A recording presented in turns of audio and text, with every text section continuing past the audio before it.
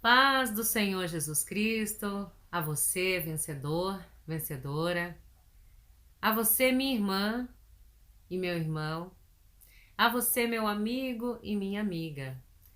Que a paz do nosso Senhor Jesus Cristo seja convosco. Nós começamos aqui uma leitura vinda direta do céu. Por que eu falo direto do céu? Porque eu estava orando ao Senhor e eu falei: Senhor, que seja feita a sua vontade. Dai uma palavra para mim, para que eu possa fazer a leitura junto ao seu povo. E o Senhor colocou em meu coração a palavra que eu abri para fazer a leitura foi o livro do profeta Isaías. Então começamos agora a fazer a leitura. Em nome do Deus Altíssimo e seu Filho amado, nosso Senhor Jesus Cristo.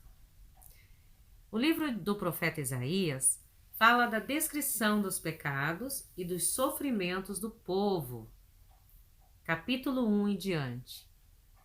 Visão de Isaías, filho de Amós, que ele teve a respeito de Judá e Jerusalém, nos dias de Uzias, Jotão, Acás e Ezequias, reis de Judá. Visão de Isaías. O que significa essa visão? O início do livro já declara o seu conteúdo. Uma revelação de Deus. Ou seja, o Senhor estava falando com Isaías para revelar ao seu povo, né? O que Deus estaria falando naquele momento com Isaías. Os profetas tinham autoridade espiritual e a incumbência de transmitir ao povo a mensagem divina. E Isaías, ele era um profeta. E os demais profetas não falavam segundo sua percepção pessoal ou suas próprias ideias, mas sim inspirados pelo Espírito do Altíssimo. Tradicionalmente, Isaías é visto por muitos estudiosos como alguém pertencente à família real. Por quê? Porque ele era filho de Amós. O seu pai, ele era um homem que ele tinha uma posição social elevada. Então Isaías, ele tinha uma posição social e ele tinha um acesso livre também ao rei. Versos 2. Ouve, ó céus, e dá ouvidos tu, ó terra, porque o Senhor tem falado. Criei filhos e engrandeci-os, mas eles se rebelaram contra mim. Criei filhos, mas eles se rebelaram contra mim. A profecia começa com a insatisfação pública de Deus contra a desobediência do seu povo. Para expressar sua indignação, ele convoca os céus e a terra. E funciona assim, meus irmãos. Quando o Todo-Poderoso fala, todas as criaturas celestiais e terrestres ouvem a sua voz. Somente um homem irreverente ousa ignorá-la. Como pai ofendido, o Senhor se dirige aos filhos rebeldes, Judá e Israel, nesse caso.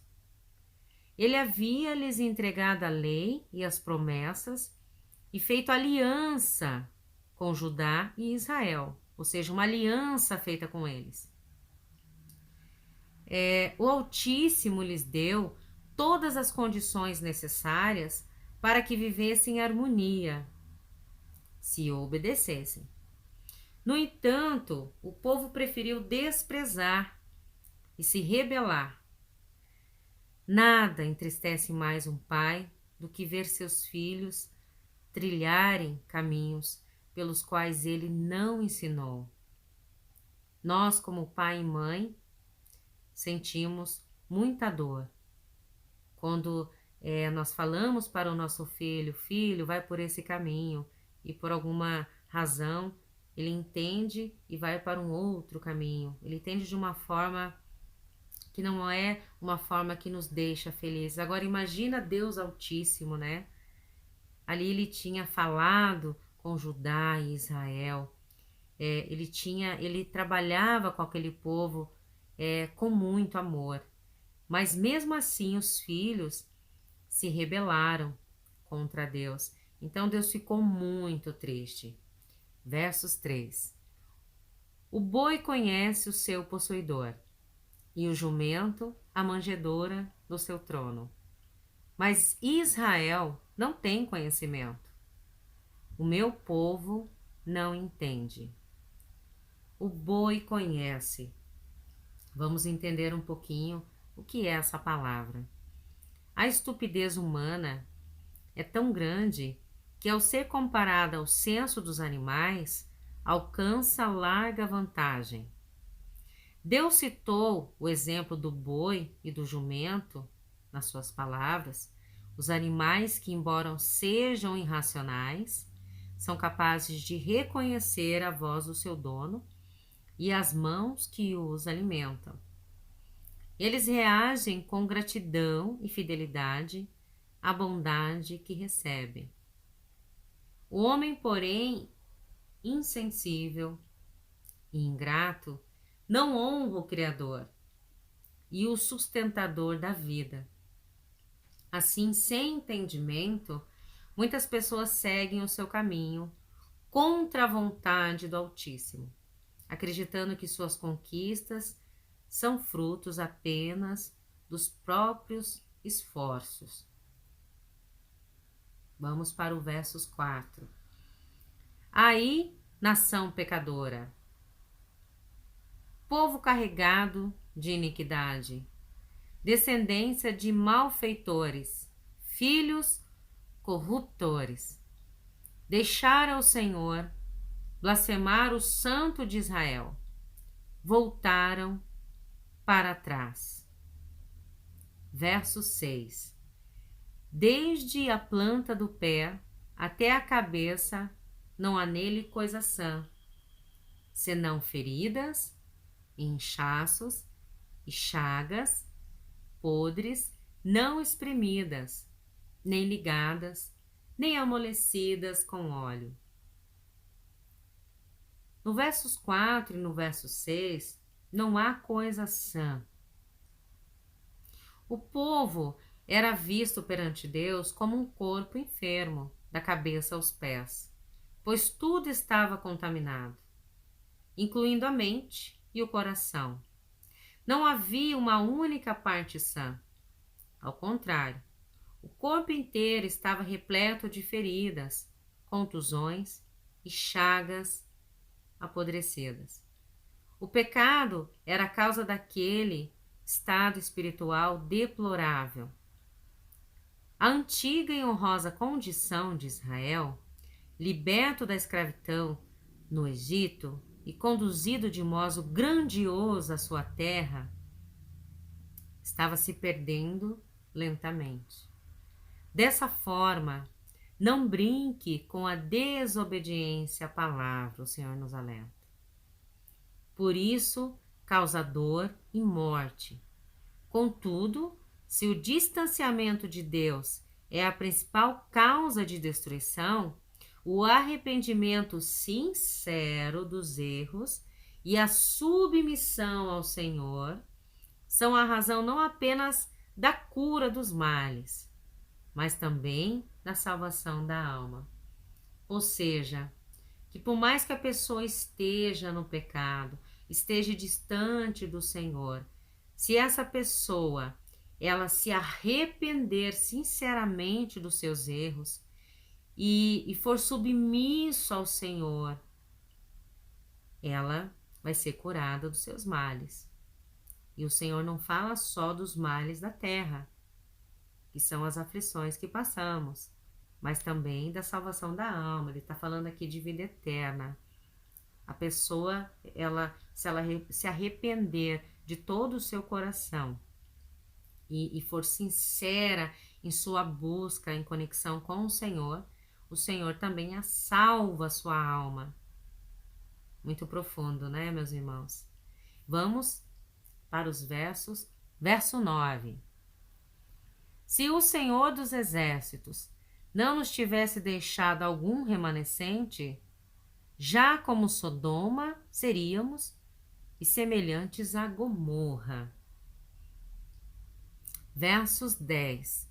Ouve a palavra do Senhor, vós, poderosos de Sodoma. Dai ouvidos à lei do nosso Deus, ó povo de Gomorra. O que o Senhor quer nos dizer no versos 9, que ele cita Sodoma, e no versos 10, sobre Gomorra. Sodoma e Gomorra eram cidades que ficaram conhecidas na história por sofrerem a ação do juízo divino. Posteriormente, a justiça de Deus também recaiu sobre Israel, provocando destruição e cativeiro. De todo o povo, sobrou apenas um pequeno remanescente. Se o Todo-Poderoso não poupou cidades e nem mesmo a nação que ele próprio escolheu, por que ela não se arrependeu? Poupará hoje o que insistem em lhe desobedecer? Essa é uma pergunta, meus irmãos. Se o Senhor não poupou as cidades e nem mesmo a nação que ele próprio escolheu, por desobedecer a sua palavra, poupará hoje os que insistem em lhe desobedecer? Irmãos, eu creio que ele também não poupará. Então a palavra nos mostra: orai e vigiai. Buscar a presença do Altíssimo e seu Filho amado, nosso Senhor Jesus Cristo. E vigiai os caminhos que você anda, as alianças que você faz. Tome muito cuidado se você está no centro da vontade do Senhor ou se você está no centro da vontade do mal. Mas como que eu sei se eu estou na vontade do Senhor ou se eu estou sendo conduzido pelo mal? Em verdade vos digo que ser conduzido pelo Senhor é um caminho muito estreito. É um caminho difícil. Mas é um caminho glorioso. Porque o Senhor calça os nossos pés. Ele calça a nossa jornada com transparência, com dignidade. O Senhor, ele ajeita o nosso caminhar. Nós temos paz no que fazemos. Nós não precisamos comprar a confiança de ninguém. Porque quando nós compramos a confiança de alguém para obter algo, ali nós já começamos a nos desviar do que Deus tem para nós. Ah, mas como assim? Andar nos caminhos do mal é andar distante da lei de Deus, ou seja, da lei da verdade. Quanto mais nós viramos as costas para o Senhor em seguir o caminho que Ele não vê com os bons olhos, mais nós nos aproximamos em pecar.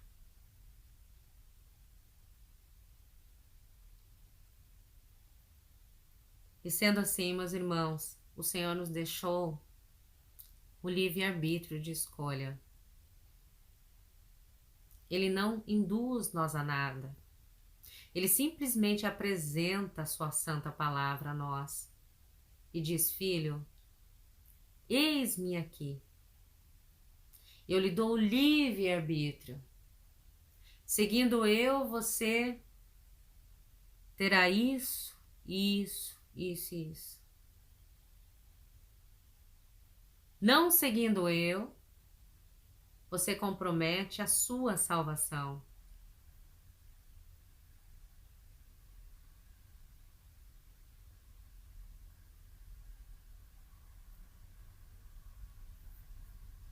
Vamos para o versos 11. De que me serve a mim a multidão de vossos sacrifícios, diz o Senhor? Já estou farto dos holocaustos de carneiros e da gordura de animais cevados, nem me agrado de sangue de bezerros, nem de cordeiros, nem de bodes. Versos 14. As vossas luas novas e as vossas solenidades, a minha alma as odeia. Já me são pesadas, já estou cansado de as sofrer. O versos 11 e o verso 14 fala: a minha alma as odeia.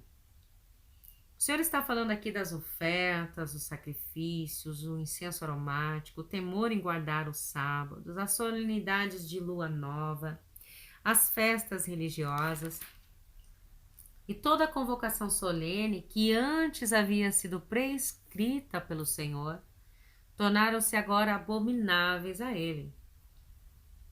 Chegou o momento que o Senhor não aceitava mais nada daquele povo. Isto é, tudo que o povo fazia em nome do Eterno passou a ser odiado por ele. O soberano Deus enfatiza que a hipocrisia e a falta de respeito à sua palavra são a causa da sua aversão a ela. Pois, se por um lado Judá sacrificava, orava e prestava o culto a ele, por outro cometia injustiças e pecava com a sua incredulidade.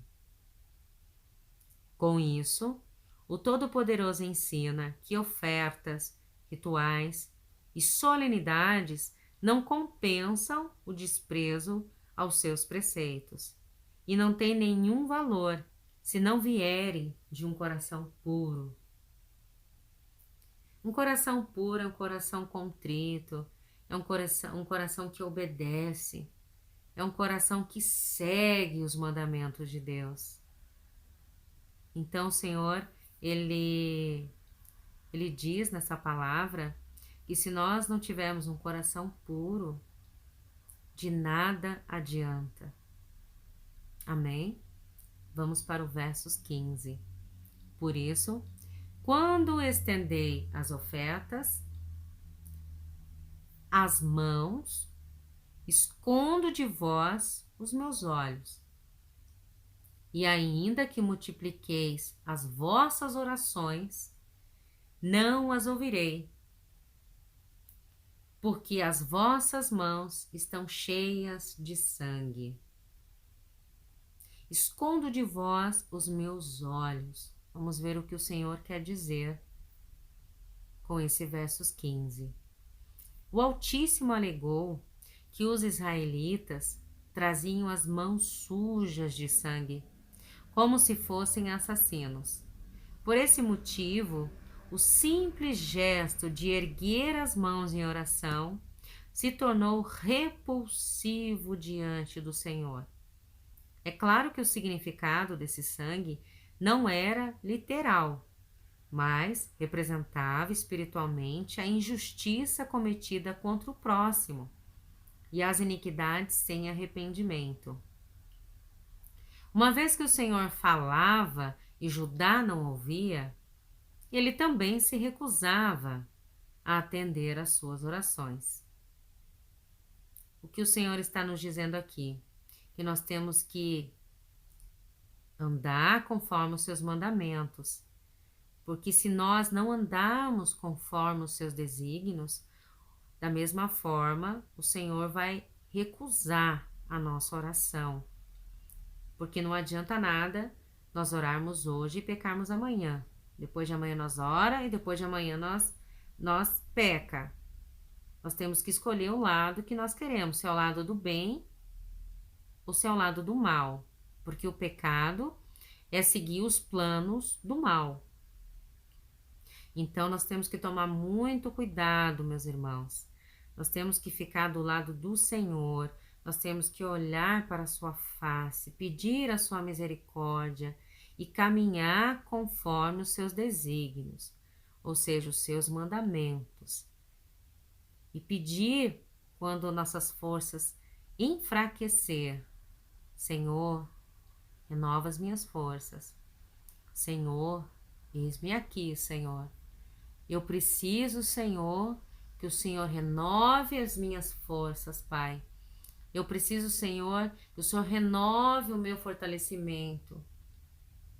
Senhor, me mantém em pé. E aí você vai orar de todo o seu coração. O Senhor vai ouvir a sua súplica, né? Então nós temos que orar permanentemente ao Senhor, pedindo a sua misericórdia diante da sua grandeza. E a palavra do Senhor, Deus diz assim, vá e não peques mais. Então nós podemos cometer enganos, pecar, mas a partir do momento que nós nos arrependemos, o Senhor diz, vá e não peques mais. Amém? Vamos para o versos 16. Lavai-vos, purificai-vos, tirai a maldade de vossos atos diante dos meus olhos. Cessai de fazer o mal. O que o Senhor quer nos dizer? Tirai a maldade.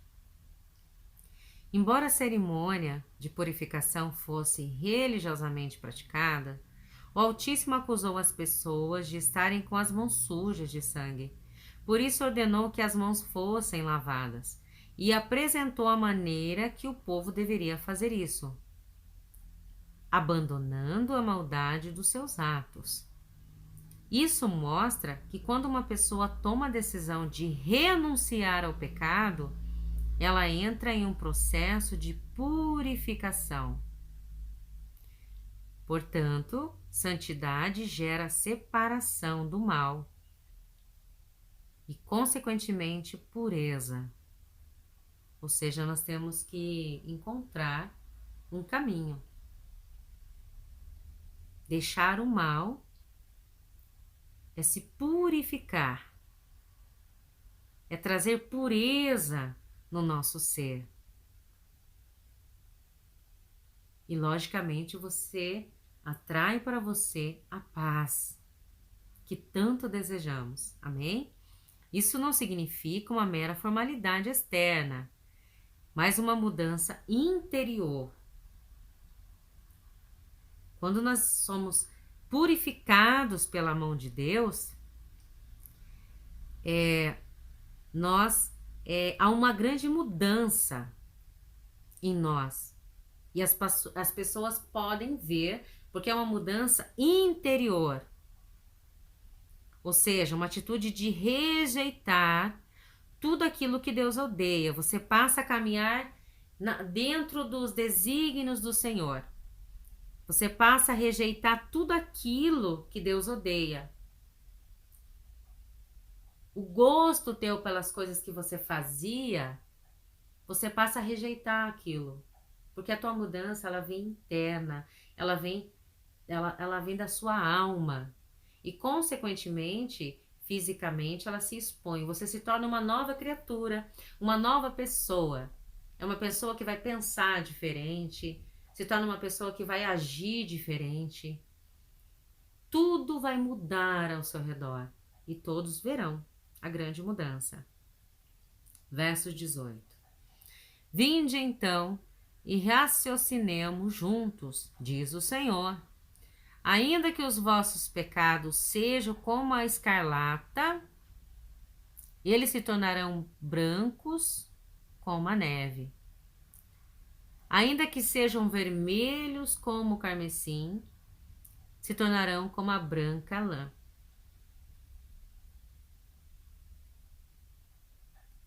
Vamos entender um pouquinho o que é vinde e raciocinemos, o Eterno faz o mais sublime convite a Judá e a toda a humanidade. Se aliar a Ele para pensarem juntos. O Senhor pede que o homem pondere nos seus caminhos, que são justos e fiéis, a fim de que se arrependa e se converta dos seus maus caminhos. Se houver arrependimento, as mãos tidas como sujas de sangue serão limpas. Isso significa que Deus se mostra disposto não apenas a perdoar até os mais graves pecados, ilustrados nas cores escarlata, que é o vermelho, e carmesim, que é o roxo intenso, mas também a purificar e tornar o pecador mais alvo que a neve. Diante disso, use a sua inteligência. Como o Todo-Poderoso pede, e veja se vale a pena continuar no pecado, sofrer neste mundo e ainda perder a vida eterna. Versos 19. Se quiserdes e obedecerdes, comereis o bem desta terra. Versos 20. Mas, se recusardes e fordes rebeldes, sereis devorados à espada, porque a boca do Senhor o disse. Se quiserdes. O Senhor coloca aqui uma maneira de você escolher. Olha só o que o Senhor fala. Se quiserdes e obedecerdes, comereis o bem desta terra. Mas se recusardes e fostes rebeldes, sereis devorados à espada, porque a boca do Senhor o disse. Então ele explicou se nós obedecermos e se nós recusarmos. Ele deu uma escolha. Ou seja, mais uma vez aparece nessa palavra o livre-arbítrio de escolha. Nós escolhemos qual caminho nós devemos prosseguir. Deus mostra que toda escolha gera uma consequência, isto é, assim como a obediência proporciona vida e o melhor da terra, a desobediência gera a morte. Diante da exortação divina, ninguém poderá alegar que desconhece a sua vontade. Dessa forma, o segredo para não errarmos nas escolhas que fizermos é avaliar se a nossa decisão vai ou não agradar a Deus. Versos 24. Portanto, diz o Senhor dos exércitos, o forte de Israel: tomarei satisfações dos meus adversários e vingar-me-ei dos meus inimigos. Aqui o Senhor diz que ele vai tomar satisfação aos adversários, né? E ele vai se vingar dos meus inimigos, ou seja, dos seus inimigos, né? O Senhor coloca aqui que a mão do Senhor é a que conduz todas as coisas. Então ele coloca aqui para nós uma maneira de segui-lo e obedecer, ou se recusar e realmente caminharmos conforme as nossas decisões. Eu pergunto a você hoje, qual é a sua resposta para essa pergunta? Pense, vai lá no profundo do seu ser. O Senhor nos dá uma escolha. E a escolha que faço nesse momento é te convidar para nós orarmos, para buscarmos a presença do Altíssimo. Porque ainda que somos pecadores, o Senhor, Ele nos alcança nesse momento com a sua palavra. Através do profeta Isaías, nós podemos entender que entre Judá e Jerusalém, o Senhor estava muito entristecido com suas ações. Mas aqui Ele também nos mostra que se nós nos arrependermos assim, foi dada a notícia para o povo que eles tinham que se arrepender, né? Eles não se arrependeram naquele momento. Então eles tiveram, o Senhor entrou com muita ira, né? Dentro daquela situação. Só que nós, vendo essa situação, nós entendemos que nós temos a visão de Isaías como exemplo para a nossa vida. Todos nós, como citei agora há pouco, nós somos pecadores. O único perfeito é nosso Senhor e Salvador Jesus Cristo. Mas essa palavra vem para corrigir nós, para nós entendermos que buscar o reino de Deus é a melhor escolha que nós podemos fazer, porque dele provém todo o suprimento da vida. E ele conhece cada um de nós. Ele sabe, no profundo do seu ser, o que cada um necessita. Então nós oramos ao Senhor, evocamos o seu nome, pedimos perdão pelos nossos pecados e pedimos a direção certa que o Senhor possa nos conceder a partir de agora. E se pecamos, nós pedimos perdão, Senhor. Mas que possamos, Senhor, neste momento, nos arrepender de todo o nosso coração diante dos nossos pecados cometidos. Deus Altíssimo e seu Filho amado, nosso Senhor Jesus Cristo. Ó Deus de Israel, Senhor dos Senhores, Tu és o Alfa e o Ômega. É o Deus dos exércitos, Senhor dos exércitos. O Senhor é o nosso Salvador, o nosso Redentor, aquele que veio na terra, morreu por nós e ressuscitou ao terceiro dia. O Senhor está em todos os lugares, porque o Senhor é um Deus onipotente, tem o poder de todas as coisas. O Senhor é um Deus onisciente, sabe de tudo o que está acontecendo. O Senhor é um Deus onipresente, ou seja, o Senhor está presente neste momento de oração. E o Senhor está visitando a cada um que me ouve neste momento. E nós aqui, Senhor, evocamos o seu nome. E nós cremos, Senhor, que diante da sua misericórdia, que é grandiosa, nós aqui nos arrependemos, Senhor, de todos os nossos pecados. Nós aqui confessamos, Senhor, que somos pecadores. Mas também confessamos que, como filhos,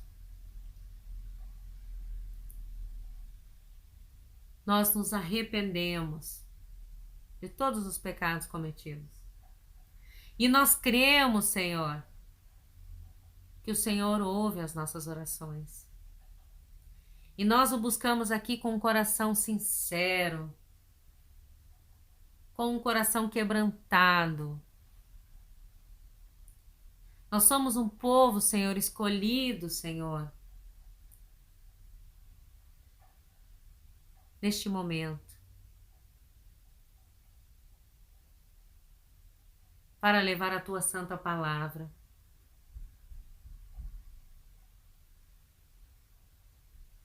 Senhor, olhe para nós, nos conduza, Senhor, a uma vida plena diante do seu altar.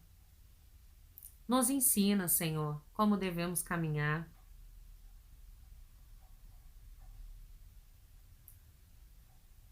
Sabemos que os nossos erros nos fizeram entender sobre muitas coisas. Mas sabemos que os nossos acertos estarão conforme o seu querer e a sua agradável vontade. Senhor, nos ilumina neste momento.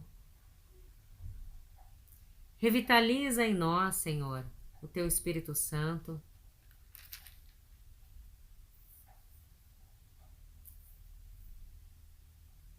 Que o Senhor possa passar o seu bálsamo do alto da nossa cabeça à planta dos nossos pés.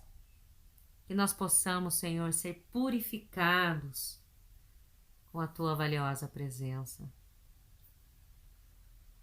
que a continuidade dos nossos dias na terra possam ser vindoura diante do seu altar, Senhor.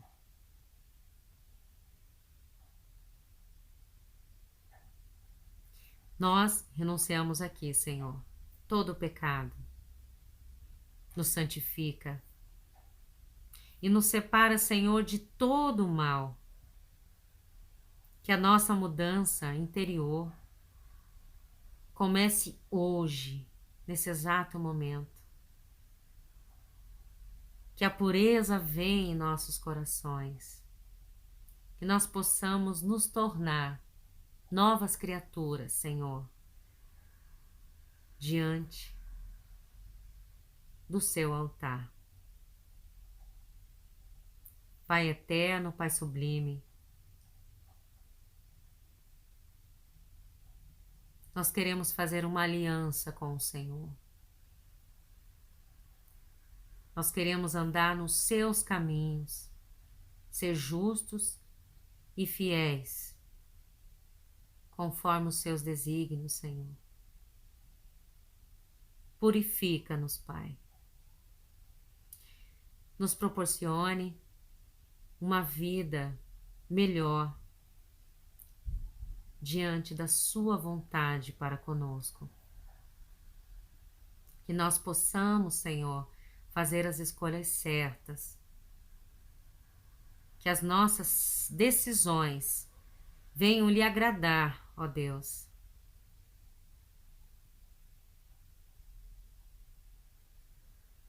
Pois cremos que no nome do Senhor Jesus há poder.